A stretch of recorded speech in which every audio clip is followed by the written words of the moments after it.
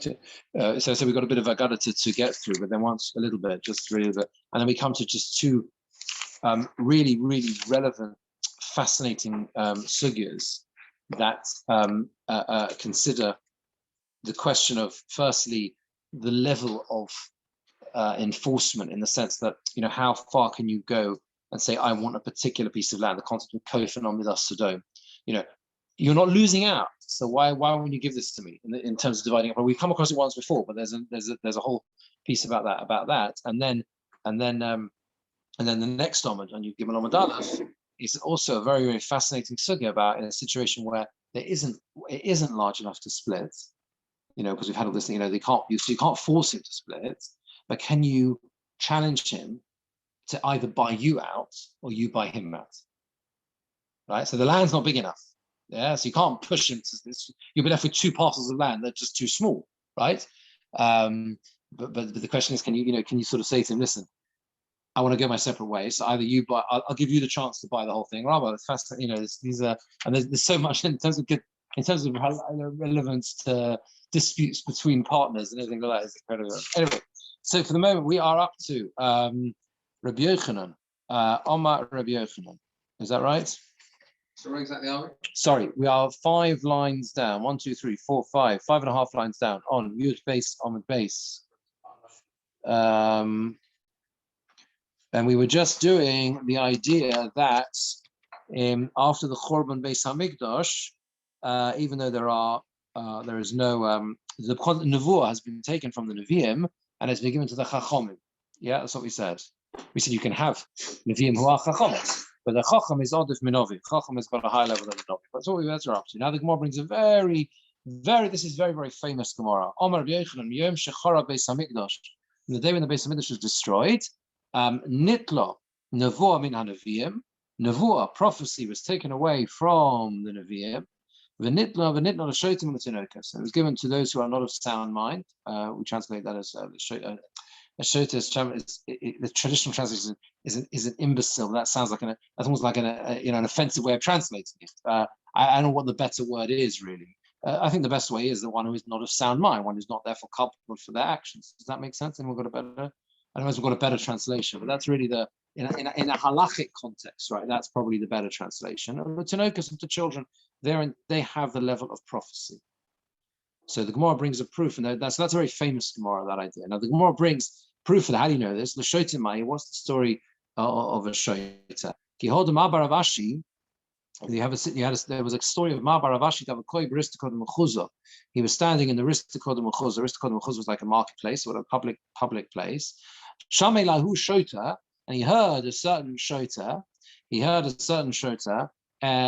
Omar, who was saying Reish Masifta, the Molech, Hashta B'Masa Mechasya, Tivyumi Chosim. And he said that the Rosh Yeshiva, or the one who's going to become the Rosh Yeshiva, and in the place of Mechasya, Masa Mechasya, right? He signed his name Tivyumi. He made this guy was in the marketplace, and he was saying these words, right? He signs him Tivyumi. Omar, he said, Man Chosim Tivyumi B'Rabbanon. Who's the one who signs his name Tivyumi amongst the Rabbanon? I, me. Shmamina, you see from me, must be that for me, it's the right, it's my time. My time has arrived, right? I'm now in a position where I'm going to be the one who is, I'm the one who basically, it's my turn to become the Rosh Yeshiva. So what did he do? He got up and he went. Also, when he went to Masa Mechasya to become Rosh Yeshiva. Also, when he was coming in, Rabbanon Usvei, Ravacham Medifti Beresha. The Rabbanon took a vote and they appointed Ravacham Medifti as the Rosh Yeshiva. Given the Shemoi to Osa, when they heard that he was coming, the Mabar Ravashi was coming, Shodo Zugo the Rabbanon Nagabeg. They sent a pair of Rabbanon. They sent 2 Rabbanon to him, Li'imluchi Bey, to consult with him. And what happened was, I think it means to ask him, to take Eitzah's permission to actually appoint Ravacha, because Rav Ravashi was a very senior figure. So they said, listen, we hear he's coming, we better ask his permission to appoint Ravacha Medifti. And so they did. So they sent these rabbis. And what happened was, however, when they got there, Agvinu, Akvinu, he held them back. He held them back. He didn't. He kept them with him. Hodar Shodor Zugad Rabban Achrino. They sent another pair of Rabbanon after after him, and another pair of Rabbanon. Akvinu, he held them back as well. Akvinu Gabe Adamole Be'asara, until he had accumulated a minion, 10. Given the Molo Be'asara, once he accumulated a minion of 10, number of 10, Pasachu v'Tana v'Dorash. He began the shir.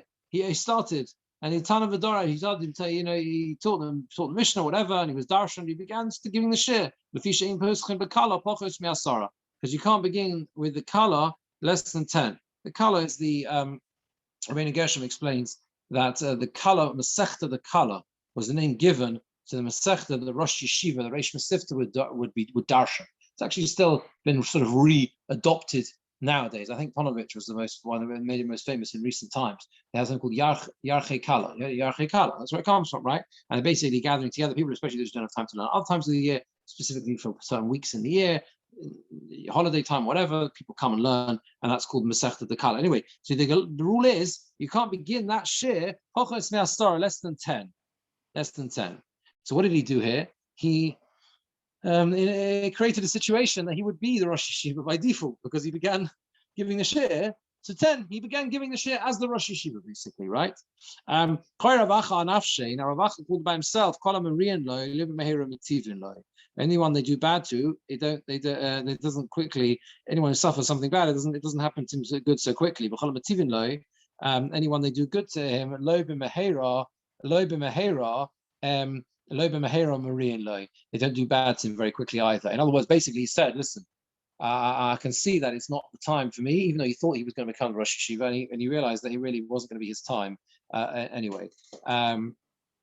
So in other words, he realized that basically Rabbi Ravashi had jumped in ahead of him. Now it's interesting, isn't it? Because you can ask him ethically, you can ask Rabbi Ravashi, how could he do this? And I think that's exactly the Gemora's proof. Right? In other words, just simple pshat in the Gemora. How can Rabbi Ravashi do this? Because he knew, he heard the Shota, he make this statement in the marketplace that he would be, someone called Tevumi would be Rosh Yeshiva. So he had a nevuah. That he would be Rosh Yeshiva. So he decided to facilitate him becoming Rosh Yeshiva. I think that's the simple pshat. You're probably telling me you still struggle with it, right? What? Self-fulfilling prophecy. Self-fulfilling. Well, I suppose it is in a way self-fulfilling.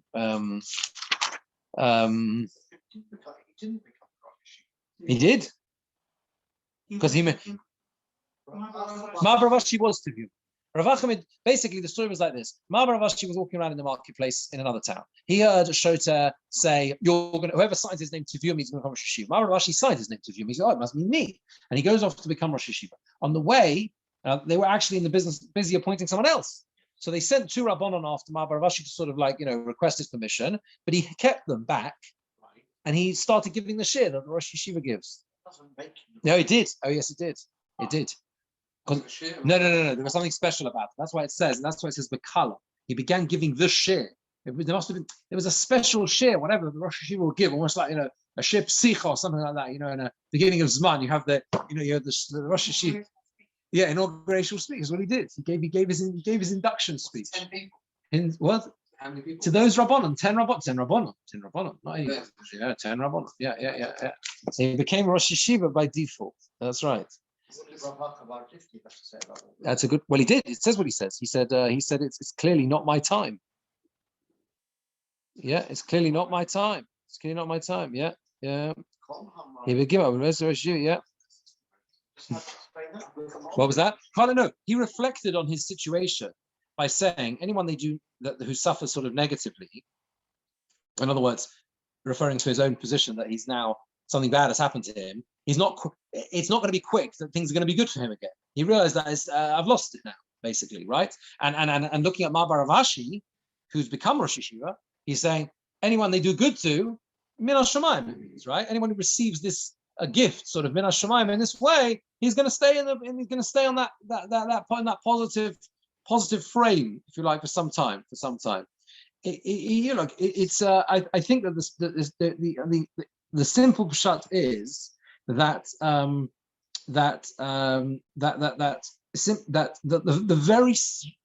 very strange turn of events that transpires here is exactly what the Gemora is trying to prove.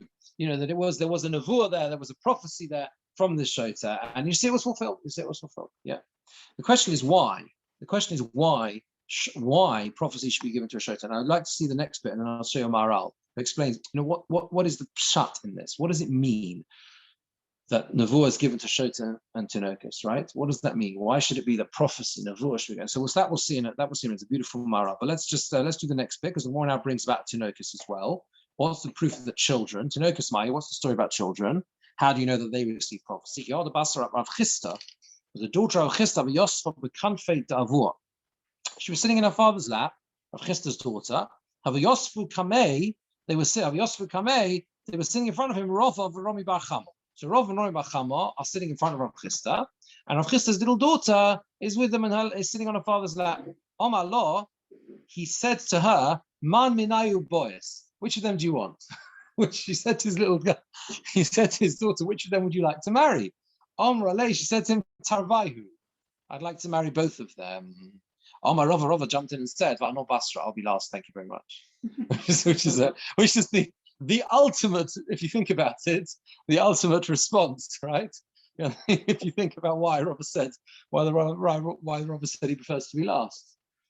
Well, obviously, you can't marry both of them at once, right?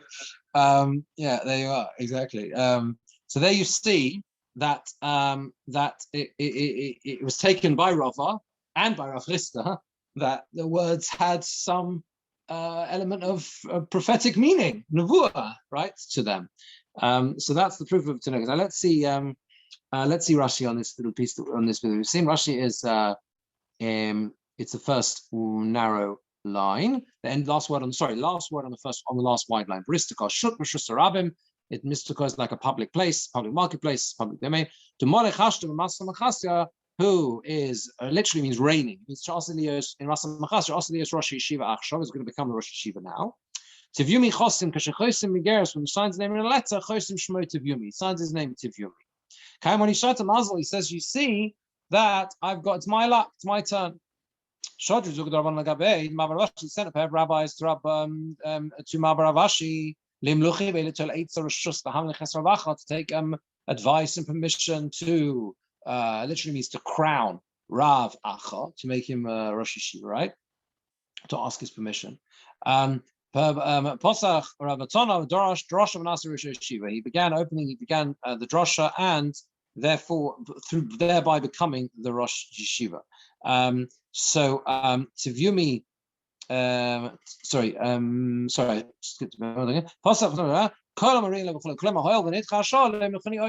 the time has passed, they're not going to make me reign again. I'm not going to now become, I've lost it now. That's it. Yeah. There is a question the Marshal deals with here, on just again to understand just the pshat in this Rava saying about no Basra, because surely he was almost like a curse, wasn't it, to the other guy, to the other one, right? I mean, it's Rava and Ravacha. There were two, Rava and Rami Bar Chama, and he was saying, I'd like to be last. What if so the Marshal says, Lo kilolo shiyomas Rami Bar Chama lefono. He wasn't cursing him that Rami Bar Chama should die first. I wasn't saying that. Elo shiyegarsha Rami Bar Chama. Akach yeso sarov. He meant that Rami Bar Chama should divorce her, and then he would marry her. But Rami Bar Chama have a chosh milisa grusha. Rami Bar Chama didn't want to marry a grusha. He didn't really want that. I don't think he was a Kohen. No, he wasn't a Kohen. He just didn't. There are Gemoras. He wasn't happy with marrying someone who'd been married someone else first. That's why he didn't say it. It would be and that's why he didn't say it, because if he had said it would have been a klala, because he didn't want to marry a Gerush, someone else had been married to first. Anyway, this is how he explains the Posh Pshat. Let's understand this for a moment. By the way, this line about Miyum Shechar Beis Hamikdash, Nitla Nevuim and Anavim, and Nitla Shotim and Tanokus, that prophecy is given to Shotim and Tanokus is hugely important from a hashkafic perspective, because it is the first line, almost like a response when people turn around, or you see people saying, this happened because of this. Some terrible event happened because of this, almost like as if it's like a nevuah, right? In terms of hashkafa, the right response to that is that Chazal say clearly that we don't have nevuah. The only people who have an element of nevuah are shotim etanokus. If you want to put yourself in one of those two brackets, right? Then give a prophecy. Give a prophecy as why certain things. I remember. It was Aubrey Hirsch once. He gave a whole. I think it was him. I heard expressed like that when he gave a share once on the Holocaust and and the why and everything else and whatever, and he sort of, I think, introduced the share. Anything you see written or whatever, because we know it happened, because of Chazal, you can't. The answers are here in this Gemora. We don't have nevuah. So unless you want to put yourself into one of those categories, better not to try and pretend that you understand and have an element of prophecy. So that doesn't mean, by the way, that we shouldn't, if tragic events happen, we shouldn't try and improve, learn lessons. That's a different story. You're not saying A happened because of B, right? You're not saying that. You're saying there's a message. Of course, there's a message. Hashem is everything that happens just happens for a reason. That's how we live our lives as Jews, right? It's not, we don't believe, Chas v'shalom say it's random. No one's saying that. Of course not, right? We have to live and learn and reflect internally how we can improve our lives and everything else, right? That's a what you might call a traditional and correct Jewish response. But that's totally different from people getting up and saying, "I'll tell you this happened because I don't know, someone wasn't makbid in sneers or something like that." This is where it gets very concerning. I thought that's what a prophet is. That Yirmiyahu was one who prophesied structure. A prophecy is about reading the future. Well, that's the examples. True, that's the examples given in the Gemora. That's the truth, right? But prophetic insight, I think, is not only predicting the future. Prophetic insight is understanding the way, why Hashem does things. Am I wrong? I don't know, Martin. What do you think? Not that I'm putting you on the spot here, but no, prophecy is more than. I always thought like Jeremy, but now that you say that, I think about the verse of Basra Rabbi. It's completely about Derech what? Yeah, right. Derech Hashem, exactly. Derech Hashem or Yeshayahu, right? What does Chazon Yeshayahu ben Amos? This is happening. Yeshayahu says, Hashem has told me, if you don't fix your ways now, this is going to happen. So yes, it's about the future, but it's saying cause and effect. The nevuah is the concept of cause and effect, right? It's saying I have the inside knowledge. Hashem has told me that this is happening because of this. No, I mean, I hope it's clear what I'm saying. It's not about saying, oh, therefore no one can say we must improve. Of course, we need to say that 100%. There's nothing wrong with saying that sensitively and carefully or whatever. But it crosses the line when people suggest they have a prophetic reason, and in a prophetic sense, I know why this happened. Ramchal, by the way, this is one of the basic. The Gemora, both of these examples of the Gemora are about what happens in the future. Because they're based on nevuah. Based on, that's the point. Because they were based, this was a nevuah said by the Shota and the Tinoi. They are about the future. You're right. No, it's a good point. Absolutely. It's a fair point. I take what you're saying, but I think that nevuah has a broader concept than that.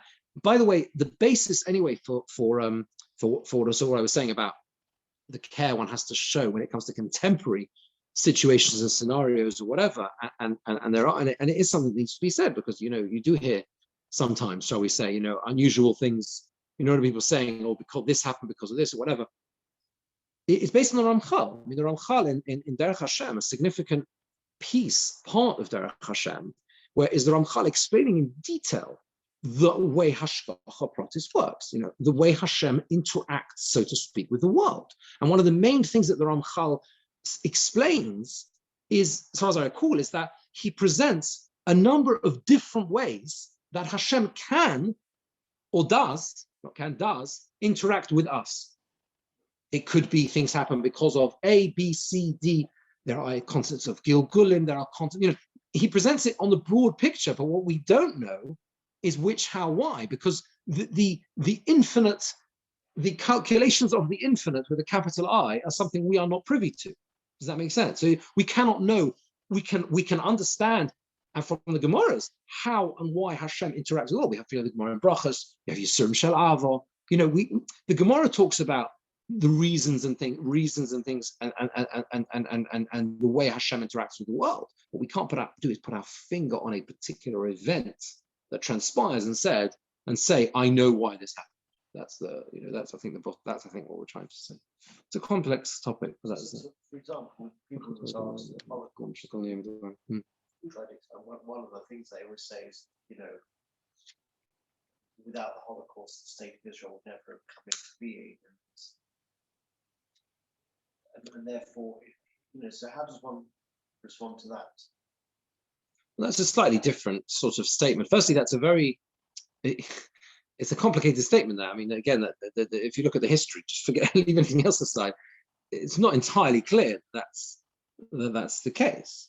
That that it happened because of the Holocaust. It's not entirely clear. I mean, there was a lot of elements historically. There was a lot of elements in motion well before the Holocaust for the creation of the state of Israel. Yeah. So I think it's a rather simplistic. I'm talking purely historically. I'm not talking hashkafa. I'm purely historically. It's not a simple argument to make. No. Okay.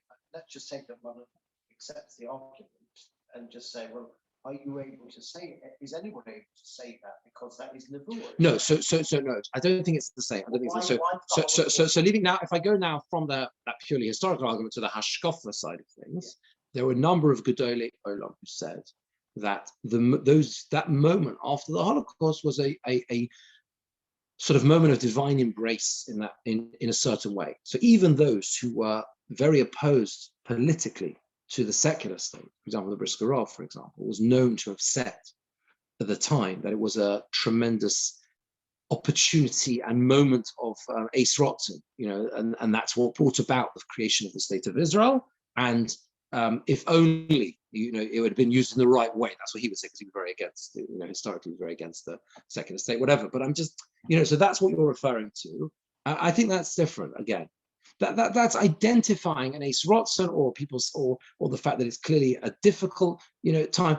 Many Gedolim would have said, that the previous months have been incredibly difficult for, there's been a number of things one after the other. That's not the same as saying in a Nevuah, saying, this happened because of the, there's a difference. I think there's a difference. It's a complicated area. It's not like okay. So what I wanted to show, just to share with you is this Maharal. So the Maharal says like this.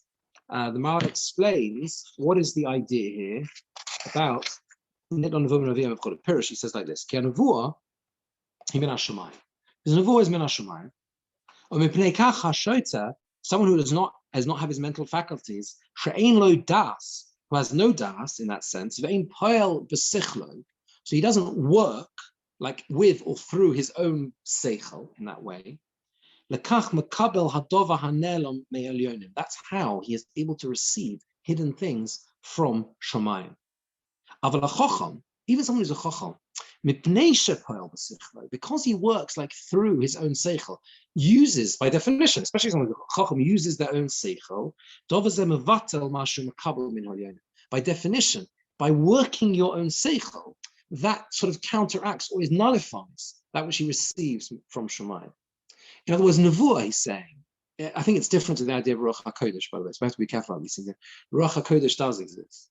Now, even the greatest Chacham, on the contrary, we say they do have that sense of Ruach HaKodesh. It was once explained to me in a very beautiful way, is that it's like everyone in the world is behind a wall, right? So we know we can't see through this wall. There's this wall, and on the other side of the wall are the answers. Why, how, what, where, whatever, right? They're some of the greatest people who live. They're able to just see over the top of the wall, and that's what the idea of Ruach HaKodesh is. They have a deeper insight that we don't necessarily have, right? Okay, that's borne out many different ways, right? Now the point here is that Nevuah seems to be, the way the Maharal is understanding it, is Nevuah is something else. Nevuah is, and this is, I think, if you look at Sefer Shmuel, which describes how the Nevi'im, would receive Nevuah. The Shol couldn't receive Nevuah until he had the Menagim would play. The frame of mind. It was seen to be a state of purely receiving, something from Shamayim, and therefore, it has to be someone who can receive that with a purity of seichel. There's no there's no interference in working the seichel.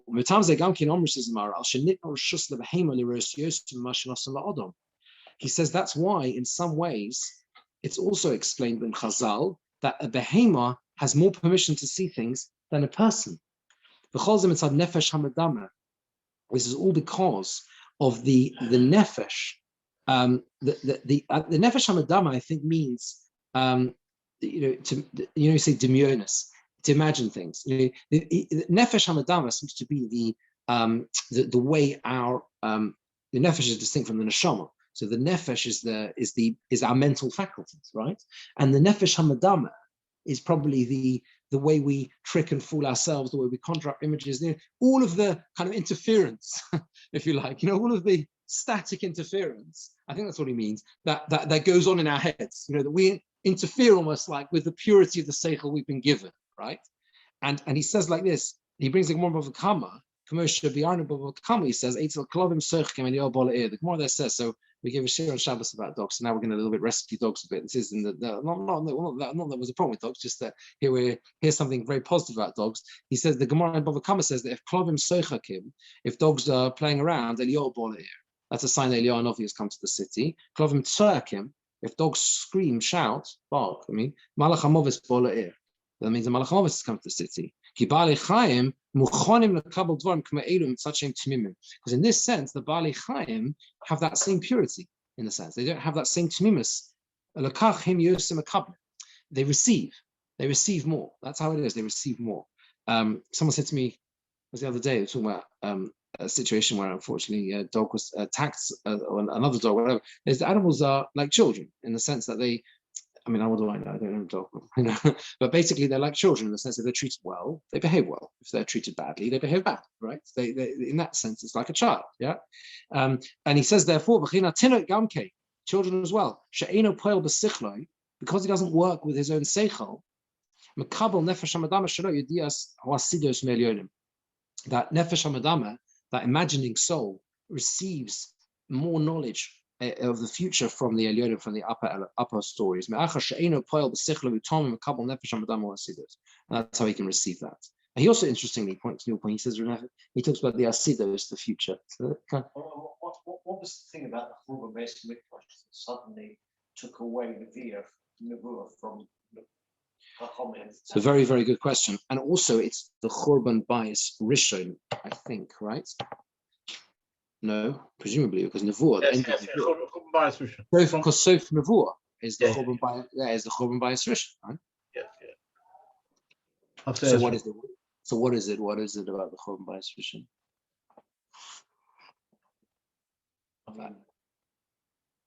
He explains it. Hold on a second. I think he's going to come to it. Let's just see the next few lines. Someone who works with his own seichel, the nefesh hamadama, the imagining nefesh, is not free to receive this knowledge. That nullifies receiving. He says when the Beis Hamikdash was standing, someone who was a nevuah, who was a chacham, who had nevuah, was also a chacham. He was better able to receive nevuah than someone who was a novi without chacham. We mentioned that in the last one. It's clearly a better position to be in, to be both a novi and a chacham. Right? If you want to be, you can be both. Hashem says that's the point. Hashem was closer to the world. Hashem was closer to the chachamim to a greater extent than he was closer to those who were not chachamim. When the Beis Hamikdash was destroyed, and the nevuah came to the world mitzad in the terms of the fact that Hashem decreed that on the world. Okay.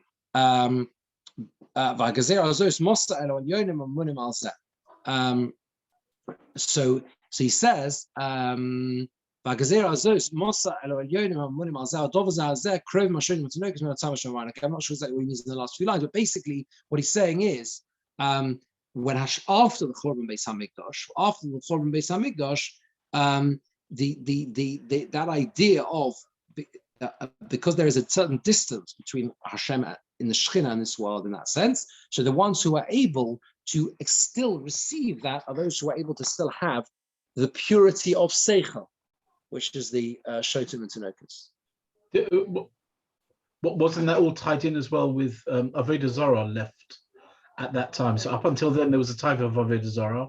Yes. The Churban Bais Rishon, the Churban Bais Rishon, Yes. we lost Nevuah, but we also lost the type of Avodah Zarah. That's right. That's right. They That's right. tied in at the Absolutely. same. I think the Maral brings that, maybe not in that part, but Yes. somewhere else that he ties it in. The I'm Gemara, sure Toras. that makes a lot of sense. Absolutely, and I think that I'm sure where that Gemora. Pesachim, is. I think it was in the last period. I think it was in Pesachim. Is in Pesachim? So the idea, anyway, but it was certainly Daf Yomi. It was certainly Daf Yomi of the last 6 months. Yeah, I was going to say it was somewhere in the last 7 years. No, but Rabbi basically, often talks about it with the Maral that.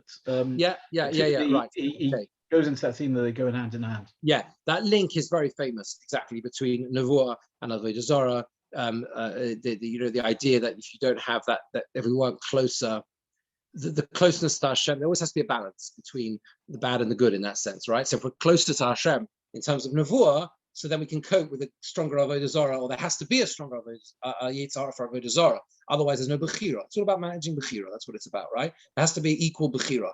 The problem is if you have Nevuah, how could anyone disagree? How can Yeshayahu have this issue with people not listening? It's direct Nevuah. And the answer is because there are other Yitzharas which are so strong, which balance. It has to always be a Bechira, right? It has to always be Bechira, That's the Ruach Mizrachis, right? The easterly wind at the time of Kriyas Yamsuf.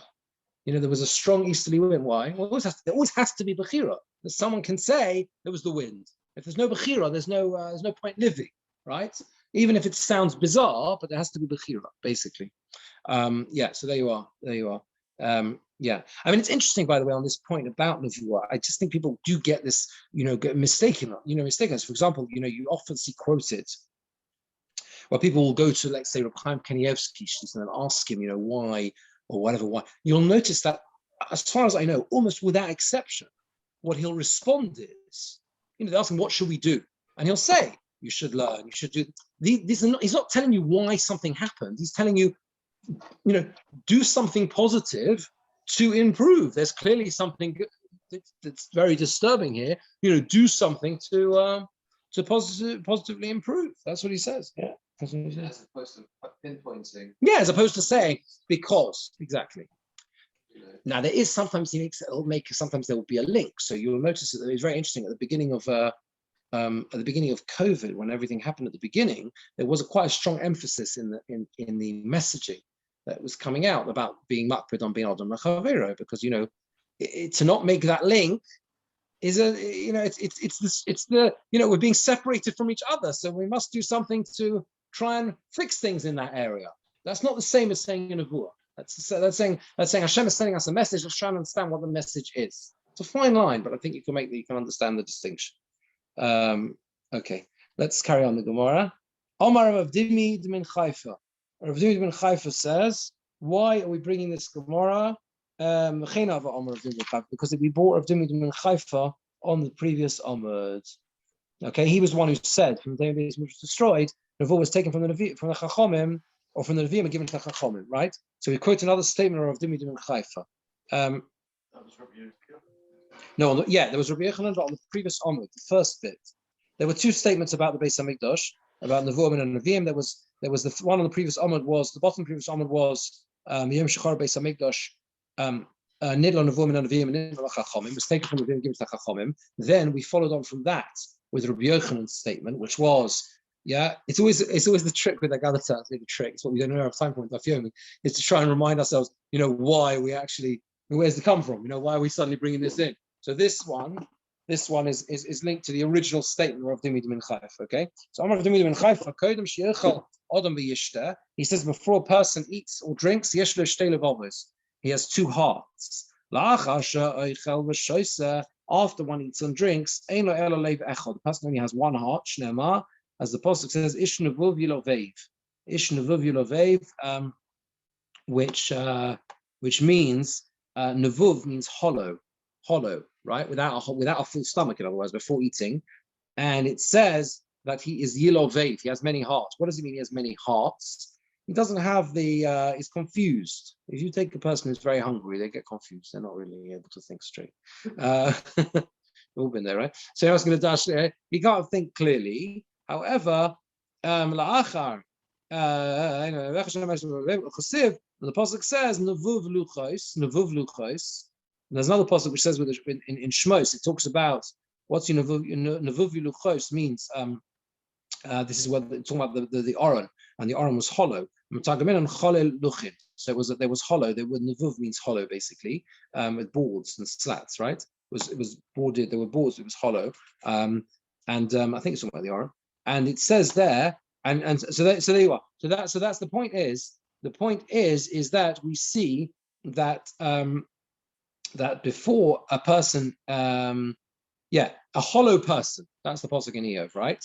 That a hollow person has two hearts, and then the second pasuk that Gemora brings, nevuv luchos, I think is telling you that the word nevuv means hollow. Two hearts. No, it doesn't really mean two hearts. It means that you're confused. So two hearts is in like two minds. The Gemora often uses leiv for the seat of emotion. Do you know what I mean? Yeah, it doesn't mean literally two hearts, physical hearts. It means you have two. You get, you sort of flip between different ways of thinking, whatever. But when a person is eaten or drunk, and then already you're more settled in your approach and opinions. Yeah. So. Does that have any halachic ramifications? Yes, make sure people eat before they have an important meeting. It certainly has a practical. It certainly has serve good food at important meetings, so that you know that they are. For example, can basins only sit after they've eaten? That's a really interesting question. There was a study done, famous study done, a terrifying study actually, and it was more terrifying in a way because it actually happens to be that it was done in Israel, secular courts in Israel, where they basically did a study of conviction rates. Or no, it wasn't conviction rates. You can look this up. Fascinating. It wasn't conviction rates. It was an appeals court for parole. So you had these prisoners, one after the other, coming in front of judges, asking for parole, and they looked at it over, I suppose, a period of time, and they saw that, get this right, the ones where the judges had been sitting for a long time, like they'd already been there for 2 or 3 hours, hearing lots of people, they were less likely to be granted parole than the ones who just after lunch, which is really terrifying if you think about it. I mean, literally, it's years of person's life. Now, you can never prove that. How can you prove it? How can you prove it? Each on paper, but statistically, there was something strange. There's something strange going on. I think the reason why the Israeli one was significant, if I'm not mistaken. I don't remember what the story was, but I have a feeling it was something to do with the fact that it was quick. There were quick decisions being made. It was like seeing a lot of prisoners, sort of one after the other. Frightening, right? But there you go. That's an example of But your interesting question, whether a Dayan has to make sure they've had a good breakfast before eating. Yeah. Anyway, Clarity of mind is very important. Yeah, absolutely. It's true. 100%. 100%. As an anecdote, every one of my children, when they do the important exams, I make egg and mushrooms in the morning. Richie, you missed that. Did you hear that? What? You're on mute. Something about exams, an important exam. Yeah, you missed that. And Jeremy that was cooks a for wonderful breakfast? anecdote from you. Jeremy makes his kids eggs and mushrooms before breakfast if they have exams. Does it help, Jeremy? Well, it's difficult to know, but I'm not prepared to take control. Very good. There you are. No, but Is anyway, that in lieu of private lessons, Jeremy? Yeah. No, I mean, the truth is that I mean, if you just look at, well, let's just see the Rashi's here a second. Ishnavuv, Rashi's kishu cholo below keres malea, when he's hollow without a full stomach. He has many hearts. He doesn't agree to one to the complete perspective. Stomach, an empty stomach, basically. Keres is a stomach, so keres malea is a full stomach. He's got many hearts. He doesn't think clearly. Doesn't think of one view. Now, this there is a little Maharal here actually, who says basically when a he says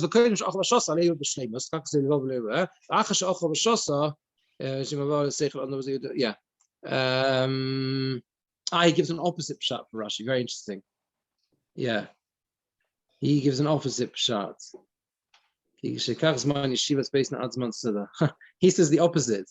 He says that food and drink, he understands the whole Gemara differently, that food and drink confuse you. Before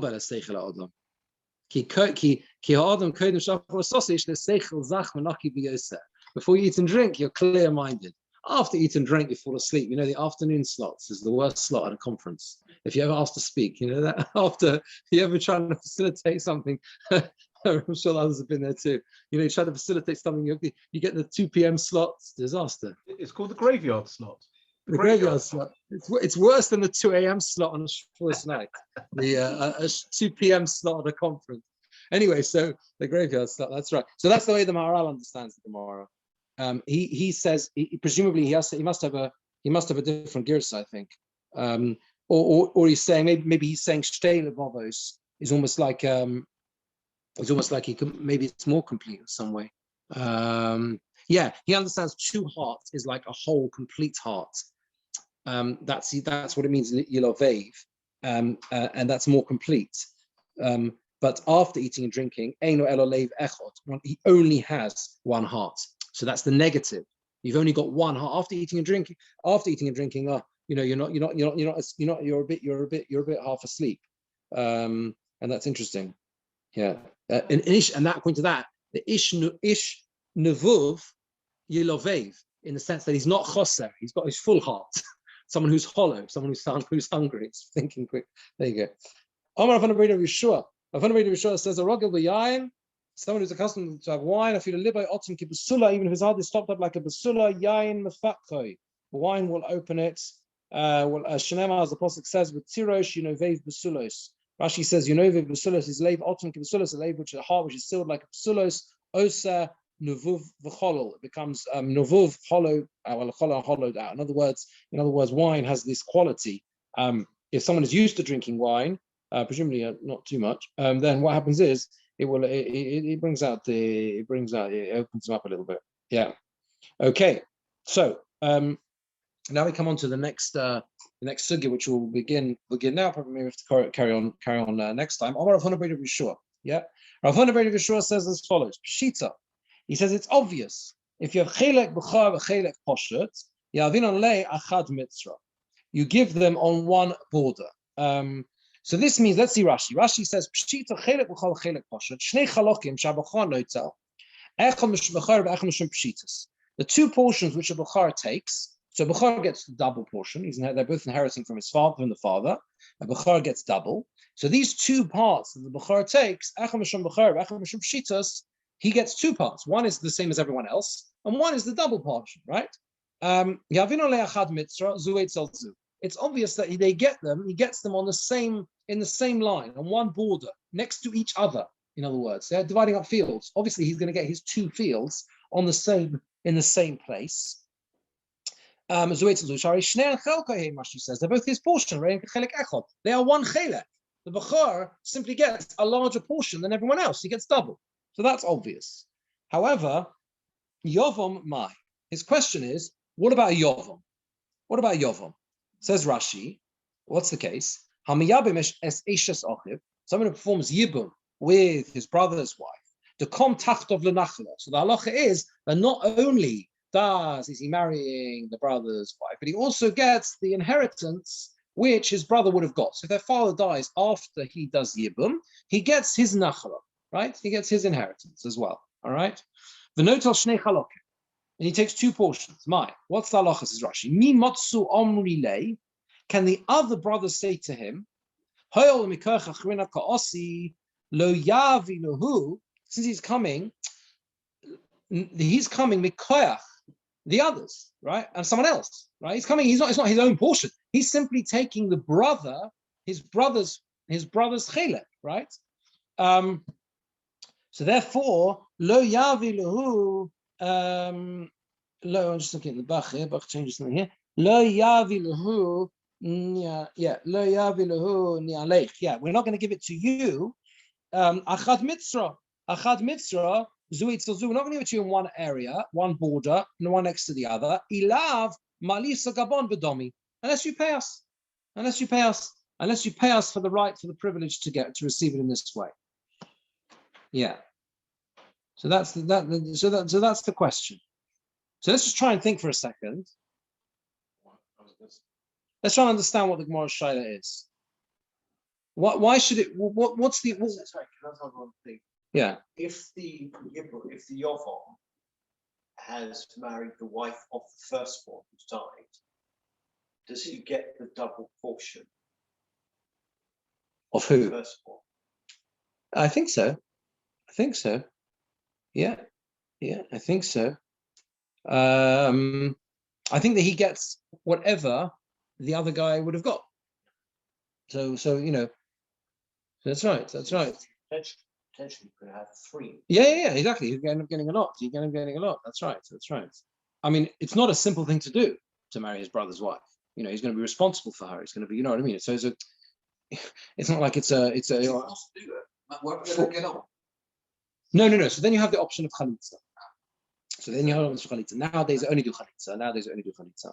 Right. But there was a mitzvah that was historically a mitzvah to do yibum, right? A mitzvah to do yibum. Yeah, exactly, right. They perpetuate the name and everything else, but it's not like it was so simple. But anyway, the question is really, what's the distinction? What's the hava mina to make a distinction? Why would we think there would be a distinction? They can argue that in this way. They can say in what? What can they say? They can say you've got two. Is there a difference here? I'm just trying to understand. How do you understand? If the Gemara is already making the statement that you would get your double chilek together, Yeah. then if you're a yava, then there's already a minute that you shouldn't have it together, then you're a chayr. And if you're a yava with kavachayr, then you shouldn't necessarily have it all together. If one guy is anyway entitled to two portions, and there's already a question whether or not he can have those two portions next to each other, then the other who's like one step removed from that conversation, then maybe he's not entitled. Right, but I don't think we're discussing the case specifically where the person he's being, the brother who died was the Bechor. No. What Martin is saying is the very fact that they have to say, the very fact that the Gemara has to state that the Bechor is entitled to take the two together. Yeah. The Havramina is that you're not allowed, that it is a specific thing, and therefore Yovam is. Yes, right. That's interesting. Yes, I see what you mean. And actually, that's interesting. Can you repeat that? Sorry, what did Jeremy say? Sorry, no. What they're saying is basically, Jeremy Martin is basically saying that I was sort of just asking, because I think it's really important to sometimes do this with more. What was the hava? I mean, we go change the question. We're trying to understand what was it more asked. Why was more asking this, or what is more thinking here? So they're saying like this: is that you see from the way the Gemara works, is that the Gemara already had there was some question, even though it wasn't Pshita, it's obvious. There was some question even over whether we're entitled. A Bechor is entitled to the two portions together. So if already there's a question over whether the Bechor is entitled to, how much more so a Yovam, who is already a step removed, he's clearly not coming into this because he is he is entitled in his own right to this piece. He is just stepping into the shoes of the deceased brother, and therefore it's not his own right as such. I mean, Tosfos really, I think, supports that in a way, is because Tosfos says, the second Tosfos on the Yomot, Chelek B'chal Chelek Posha, he says, you give them on one border. As we learn in Yesh Noichlem, it's actually Gezeres HaKosov. You have to learn from Posuk. It says Pi Shnayim, a double portion. Chelek Makish Chelek B'chor, Chelek Poshet. You compare the B'chor portion to the non-B'chor portion, right? So therefore, it's learned from a Posuk. But the question really is also, how far does he step into the shoes? Is it a question of when someone performs the mitzvah? It's really a question. The point to think of, the essence of the question of the Gemara really is what is yibum? What is yibum? Is it pshat that you are a completely, you're an outsider who is doing a favor? I'm simplifying, you're helping someone, Nebuch, the brother died without children, so you're helping by perpetuating his name. Or is it the pshat that the Torah, if you like, sees you as that brother? Is the same. You're the same as him in this respect. That's really the question. Right? Rabbi, sorry, can I ask? Sorry, I'm missing something. Who died? The father. You have a father with sons, and then so one the of the first brothers person to die. died. Just what's the sequence here? The sequence is no, it's very important. The sequence is that one of the brothers dies. There is then a mitzvah of yibum which devolves on one of the surviving brothers because the brother died without children. Subsequent to that, the father dies. Okay. And the yovam is therefore entitled to the nachla of the deceased brother. Okay. So the question is, can he demand it in one area, or can the other brother say, no, listen, you want it all in one area? You're like two people, they say to him. You're like two people. You want it in one area, you're going to pay for it. Why should we give you that greater right over us? Where do we learn in the Torah that the Miyavim gets the chelek of the other brother in Yerusha? So I think we're going to see that. I think we're going to see that perhaps now, but if not, it's. The Gemara is assuming it, so presumably it's based. Yeah, it's a clear Gemara's elsewhere. I think it's Gemara's in Yeshnoichelin. If I'm not mistaken, it is from the posuk of Yokum al Shem Hames. The posuk says, I think it's from Yokum al Shem Ochiv. It says he shall be established on the name of his brother. If I'm not mistaken, that's the source. That's the Gemara learns out from Psukim that he gets the nachala of the deceased brother as well. And that's in relation to Yibum rather than Nachla. Yibum. No. Psukim in relation to Yibum rather than Nachla. No, I know, but where do we know that the brother who is Miyabem receives the Nachla of his brother? Is that in the halachas of Nachla or halachas of Yibum? I think it's in the halachas of Yibum. So in Parshas Kiseitze, where you have the mitzvah of Yibum itself. One second.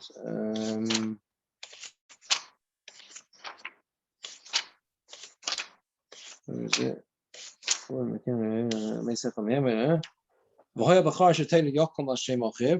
Yeah, Rashi brings it ala Torah. If you look after he's got Posuk Vov, it says which Gemara is going to quote this posuk in a minute. Yokum al Shem Ochiv Hames, he shall be established by the name of his deceased brother. Right? So he's Yokum, he is the one who is basically like Kom Tachtov, he's in his place. Rashi says, it's quoted, Rashi's quoting the Gemara in the Sifri. Rashi says that. Rashi ala Torah.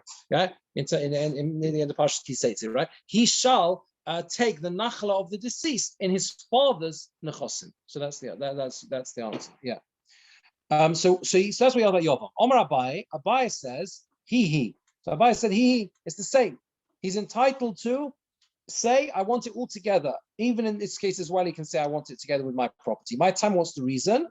Bechar Karei Rachmana. He is called a Bechar. He's called a Bechar.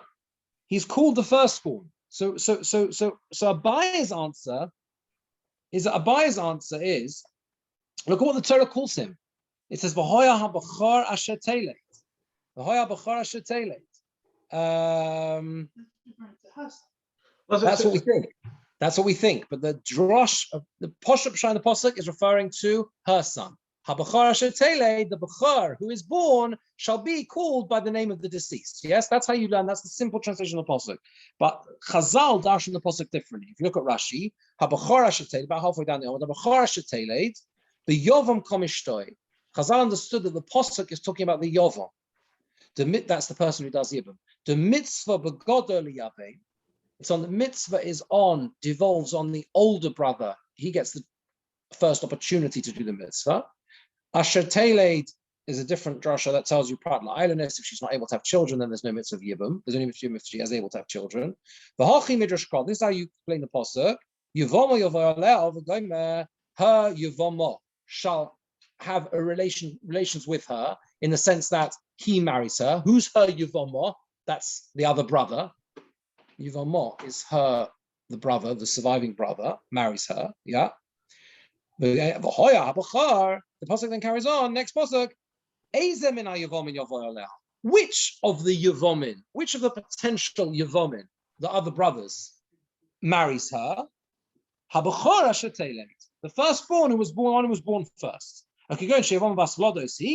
In a situation where the Yavoma is able to have children, because it's Ashatele, just to be able to have children. Okay. Prat la'ilus, that excludes someone who is not able to have children, who's eyeless, not able to have children, right? So you're 100% right. It's confusing. It's a confusing drasha, but it's a drasha for a number of places in the Gemara. The Gemara, it's not a contradiction to learning it, the Pasuk Pshat, the Pasuk, but the way Chazal also said the Pasuk also teaches us is that the right to perform Yibum first is on the oldest brother, the Bechor. Says says Abaye, if the Torah is calling the Yovam a Bechor, that means it's also his rights are the same as a Bechor. So just as a Bechor is entitled to take his two portions together, this Yovam is entitled to take his portion in the property of the deceased father, his brother's chelek in that property, together with his own. But Rava disagrees. Rava says no. Omar Kra, the pasuk says, "V'hoya haBechor, he shall be," right? And the Bechor shall be. Havayosok a Bechor. His existence is like a Bechor. Ve'ein chalukosok a Bechor. His division is not like a Bechor. He exists as a Bechor in the sense that that in that way.